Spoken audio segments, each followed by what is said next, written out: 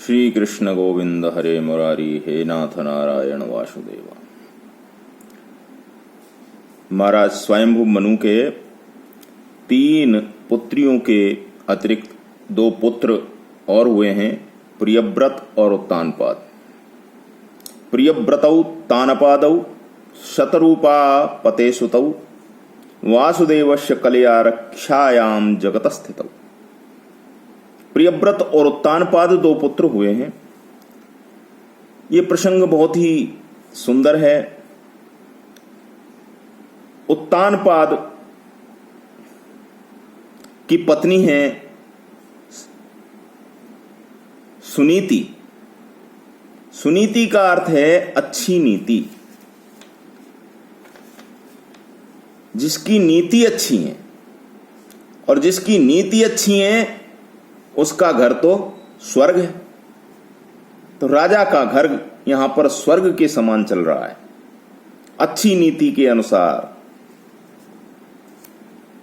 राजा भी अपनी पत्नी का बहुत सम्मान करते हैं, बहुत प्रेम करते हैं सुनीति से। और जहां नारियों का सम्मान होता है वहां देवता निवास करते हैं। यत्र नार्यस्तु पूज्यन्ते रमन्ते तत्र देवता।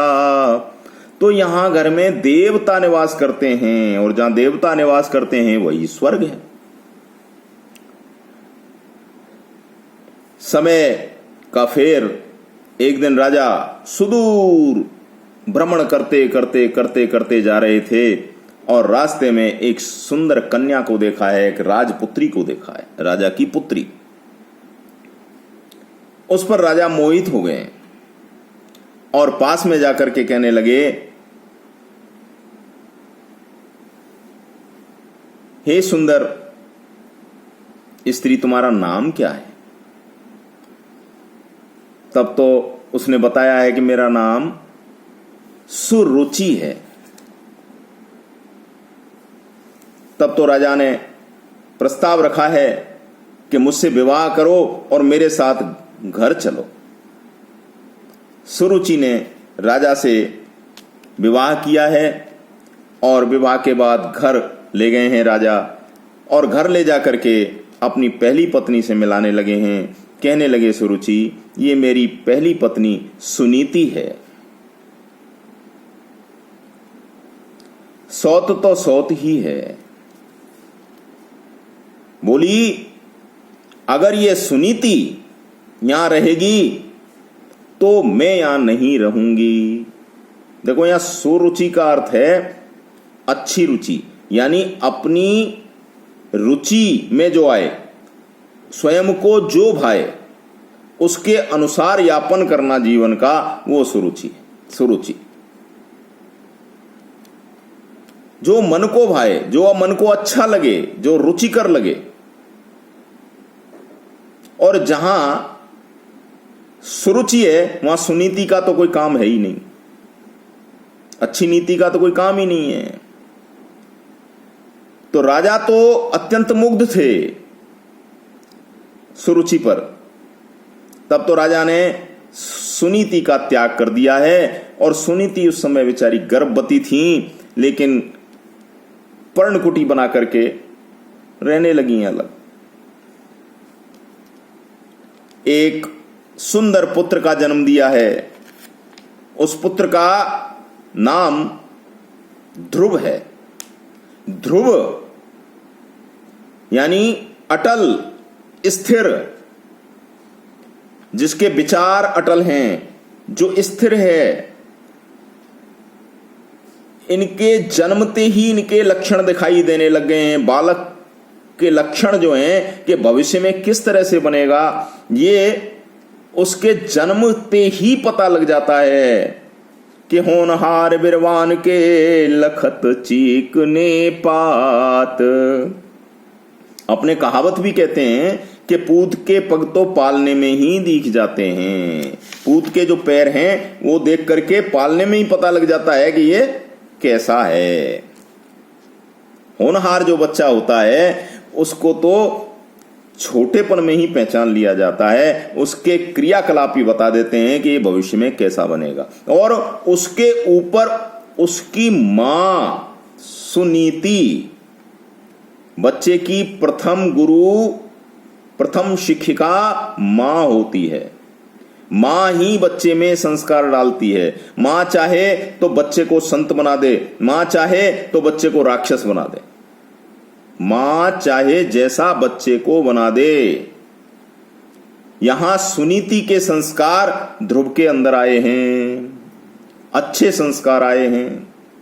उधर सुरुचि के भी एक पुत्र है उत्तम, बड़े ही उद्दंड प्रकृति के, क्योंकि वहां सुरुचि के संस्कार उसमें आए हैं। अपनी रुचि के अनुसार चलना, अपनी रुचि के अनुसार ही यापन करना, जो चाहिए वही मिले। राजा का बेटा है, सब कामनाएं पूरी होती हैं, उद्दंड प्रकृति का हो गया है। ध्रुव जी धीरे धीरे बड़े होने लगे हैं। इनको वेदांत दर्शन इत्यादि सबका ज्ञान हुआ है। छोटी ही अवस्था है अभी दोनों बालकों की। एक दिन घूमते घूमते राजा के सिंहासन के पास पहुंच गए हैं और वहां राजा जो है सुरुचि के पुत्र को गोद में लेकर के सिंहासन पर बैठे हुए हैं। एकदा सुरुचे पुत्रमंकमारोप्यता लालयन उत्तमं नारुरुक्षंतम ध्रुवम राजाभ्यनंदत। सुरुचि के पुत्र को लेकर के बैठे हुए हैं। तो बच्चों में ईर्ष्या भावना होती है कि मेरे पिताजी की गोद में ये बैठा है तो मैं भी जाके बैठूं। ऐसा बच्चे के मन में विचार आया है ध्रुव के, और वो भी दौड़ करके और पिता की गोद में चढ़ने लगे हैं। वहां पर सुरुचि महारानी भी बैठी हुई हैं।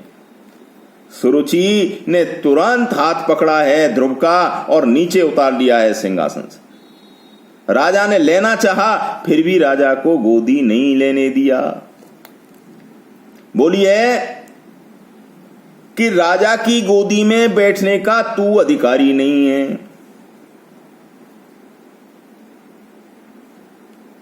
ध्रुव बोले, मां ये मेरे पिताजी हैं और पिताजी की गोदी में बैठने का हर पुत्र का अधिकार है। क्या उत्तम को गोदी में बैठने का अधिकार है तो मुझे नहीं है? तब तो सुरुचि कहने लगी, तुझे अगर राजा की गोदी में ही बैठना है, ये तेरे पिताजी जरूर हैं लेकिन तूने मेरी गर्भ से जन्म नहीं लिया है, इसलिए तुझे सिंहासन पर पिता की गोद में बैठने का कोई अधिकार नहीं है। और अगर तुझे बैठना ही है तो जा, मेरी कोख से पहले जन्म ले, उसके बाद तू बैठने का अधिकारी होगा पिता की गोद में, राज सिंहासन पर बैठने का अधिकारी होगा, उससे पहले तू अधिकारी नहीं होगा। वाक वज्र, ध्रुव क्षत्रिय हैं, वैसे तो क्षत्रिय हैं, क्षत्रियों का स्वभाव ही ऐसा होता है, और फिर वाक वज्र ऊपर से भयंकर चुभ गए हैं। माता के वचन भयंकर चुभ गए हैं और रोते रोते बिल्लाप करते हुए अपनी मां के पास पहुंचे हैं, सुनीति के पास। मां, मेरी विमाता ने मुझे पिताजी की गोद में चढ़ने नहीं दिया। तो मां ने पूछा क्या हुआ? तब तो कहने लगे, उन्होंने सारा वृत्तांत बता दिया कि मां कहती है कि अगर पिताजी की गोद में सिंहासन पर बैठना है तो पहले मेरी कोख से जन्म लेना पड़ेगा। तब तो सुनीति कहने लगी, बेटा तुम्हारी विमाता सही कहती हैं। तब तो बेटा कहने लगा ध्रुव, मां तो फिर वो सिंहासन मुझे कैसे प्राप्त होगा? मुझे तो बदला लेना है, मुझे तो उसी सिंहासन पर बैठना है।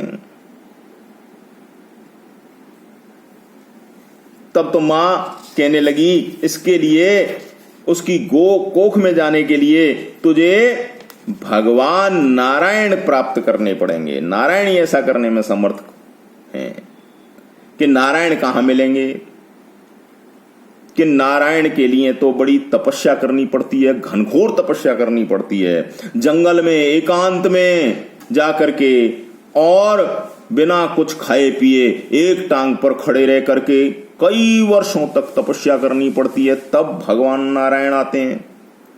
तब तो ध्रुव जी तो नाम ही ध्रुव है, अटल विचार कर लिया है कि मैं तपस्या करूंगा, भगवान को प्राप्त करूंगा और पिताजी के सिंहासन पर चढ़ के मानूंगा। ऐसे विचार करके ध्रुव रात्रि में सब सो गए हैं, भोर के समय निकल गए हैं जंगल में। जंगल में चलते जा रहे हैं रास्ते में। तब तो मार्ग में उनको नारद जी मिले हैं। अरे बालक, तू कहां जा रहा है? बोले नारायण को प्राप्त करने जा रहा हूं। तब तो नारद जी जोर जोर से हंसे।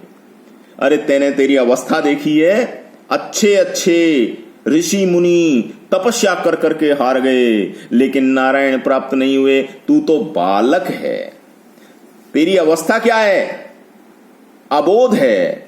तू आगे जाएगा, आगे और घनघोर जंगल मिलेगा, वहां पे सिंह, चीता, बघेर, रीछ, भालू, पता नहीं कितने हिंसक जानवर हैं, वो तुझे खा जाएंगे।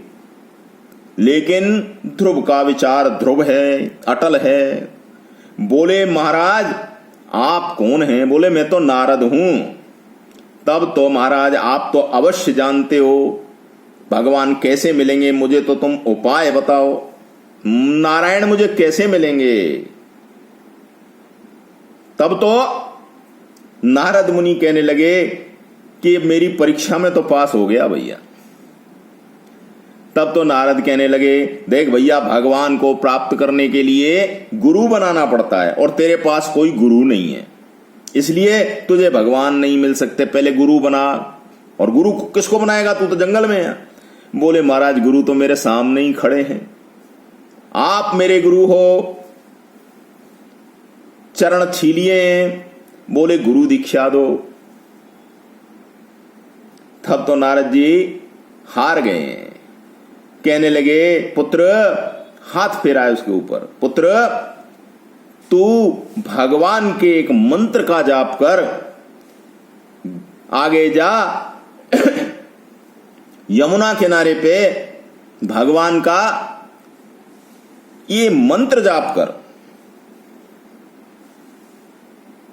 ओम नमो भगवते वासुदेवाय, ओम नमो भगवते वासुदेवाय, भगवान तुझे जरूर मिले।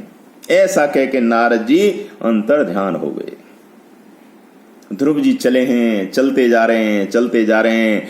यमुना नदी में स्नान किया है, स्नान करके वहीं पर बैठ गए हैं और भगवान की तपस्या करने लगे। ओम नमो भगवते वासुदेवाय, ओम नमो भगवते वासुदेवाय, ओम नमो भगवते वासुदेवाय। जाप शुरू कर दिया, ओम नमो भगवते वासुदेवाय, ओम नमो भगवते वासुदेवाय। ऐसे जाप शुरू कर दिया है। 6 दिन तक कुछ नहीं खाया। 6ठे दिन से क्या किया है? पत्ते तोड़ तोड़ के खाने लगे। ओम नमो भगवते वासुदेवाय जाप चल रहा है। ओम नमो भगवते वासुदेवाय।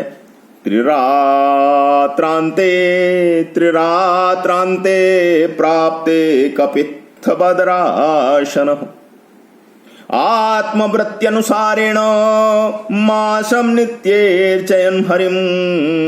अखंड भजन चल रहा है। ध्रुव जी के भजन का ये 3रा महीना शुरू हो गया।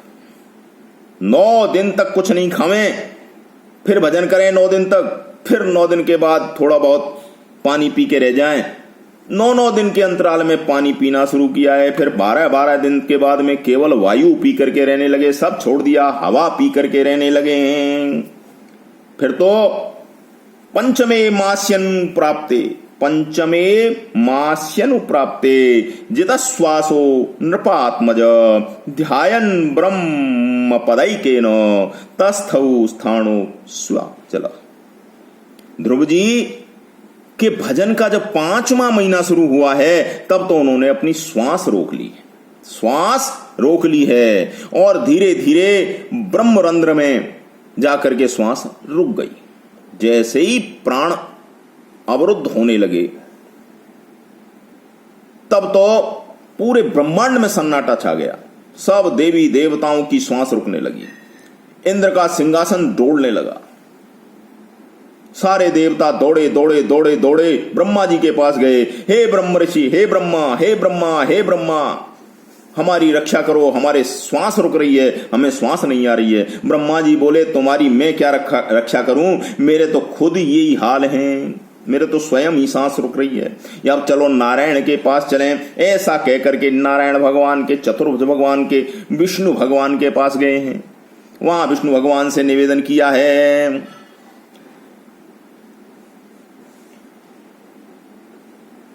भगवान बोले चिंता मत करो, एक 7 वर्ष का एक अबोध बालक है, वो मुझे प्राप्त करने के लिए तपस्या कर रहा है, उसने सांस रोक ली है, ब्रह्मरंध्र में जाकर के उसके रुक गई है, इस कारण से सबकी सांस रुक गई है। अभी मैं जाता हूं और उनको दर्शन देता हूं, सबके सही श्वास आने लगेगी। ऐसा कहकर के भगवान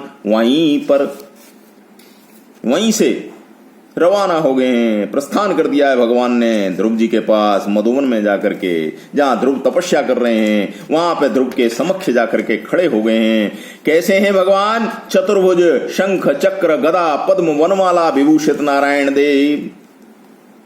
और ध्रुव जी पलक बंद करके ओम नमो भगवते वासुदेवाय एक टांग पे खड़े, ओम नमो भगवते वासुदेवाय एक टांग पे भी, एक अंगूठे पे खड़े, भगवान का भजन कर रहे हैं। ओम नमो भगवते वासुदेवाय। पलक के अंदर से ही भगवान के उनको दर्शन हुए हैं। तब तो ध्रुव जी विचलित हो गए, घबरा गए। तब तो ध्रुव जी ने अपने नेत्र खोल लिए, खोलते ही देखे तो साक्षात प्रभु जो पलक बंद में दिख रहे थे वो साक्षात सामने खड़े हैं।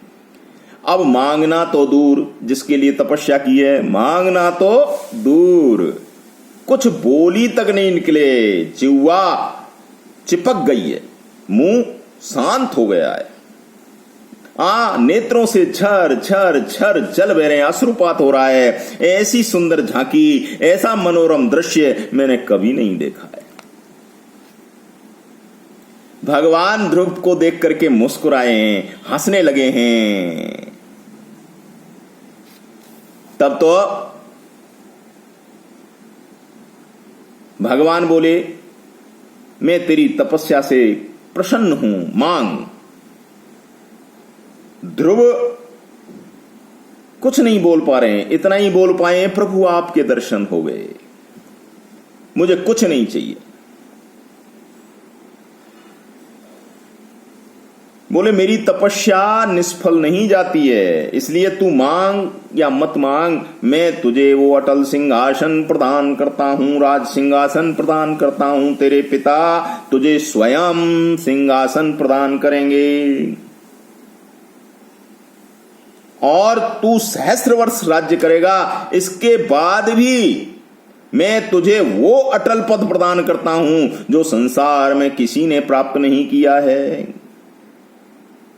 ऐसे कह के भगवान वहां से अंतर्ध्यान हो गए हैं। ध्रुव जी अपने घर की तरफ प्रस्थान किया है ध्रुव जी ने, और घर की तरफ प्रस्थान करके इधर राजा और सुरुचि दोनों पश्चाताप की अग्नि में जल रहे हैं कि ऐसे अबोध बालक को मेरे वाक वज्रों के कारण जंगल में जाना पड़ा है।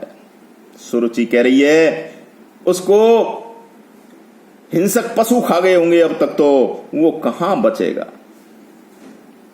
इतने में तो वो सामने आ गए हैं ध्रुव जी, और अपनी मां सुनीति के पास जाने के लिए सोच रहे हैं सबके, ये अपनी मां के पास जाएंगे, हमारे पास तो क्यों आएंगे। लेकिन नहीं, देखो यहां पर जा करके सुरुचि के पैरों पड़ गए हैं। सुरुचि के पैरों में पड़ गए हैं। सबको बड़ा आश्चर्य हुआ है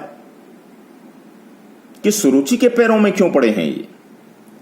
तब तो सुरुचि कहने लगी, हे पुत्र, मैंने तो तेरा बड़ा ही अपमान किया है, मैं तो क्षमा के लायक भी नहीं हूं।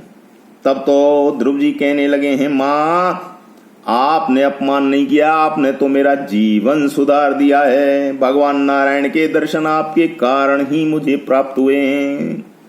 देखो, बड़ाई करने वाले को कभी भी पास में नहीं रखना चाहिए।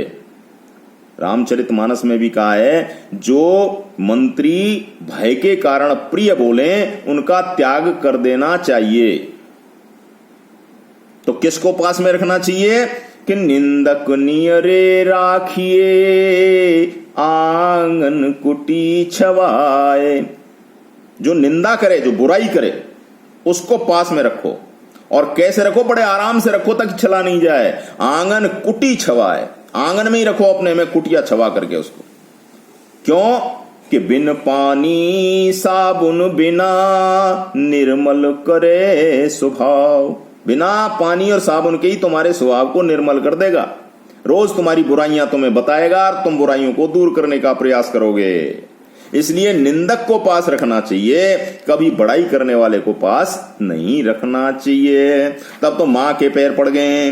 ऐसे कह करके राजा भी पश्चाताप में नीचे उतर करके पुत्र को गोदी में ले लिया है और राजा ने राज तिलक कर दिया है। ध्रुव को राजा बना दिया है और राजा तपस्या करने के लिए निकल गए हैं। सहस्त्र वर्षों तक राज्य किया है। इधर क्या हुआ? उत्तम उद्दंड प्रकृति के एक दिन बाग में जाकर के सब पेड़ों को उजाड़ने लगे हैं। वहां यक्षों ने देखा कि ये सब पेड़ों को उजाड़ रहे हैं, तो उनसे युद्ध हुआ है और उत्तम को मार दिया। उत्तम की मृत्यु का समाचार सुनकर के ध्रुव जी को क्रोध आया है। ध्रुव जी भी युद्ध करने निकले हैं यक्षों से और बहुत समय तक युद्ध चला है। यक्ष मारे जा रहे हैं, यक्ष विहीन हो जाएगी पृथ्वी, ऐसा विचार करके मनु महाराज बाबा ध्रुव के आए हैं। ध्रुव जी को समझा करके ये युद्ध रोका है। सहस्त्र वर्ष राज्य करने के बाद अब तो जो इस संसार में आया है उसको जाना ही पड़ेगा। आया है सो जाएगा, राजा रंक फकीर। कोई सिंहासन चढ़ चला तो कोई बंधा जंजीर। जो आया है उसको जाना निश्चित है। अमर तो कोई हुआ नहीं है। ध्रुव जी की भी मृत्यु आ गई है, समय आ गया है।